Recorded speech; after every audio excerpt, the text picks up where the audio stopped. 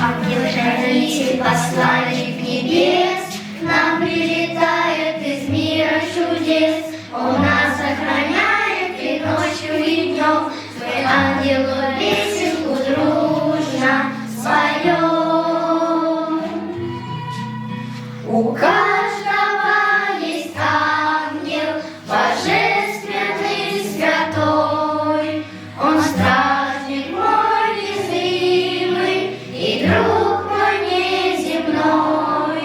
Он легкими крылами разгонит страх и боль.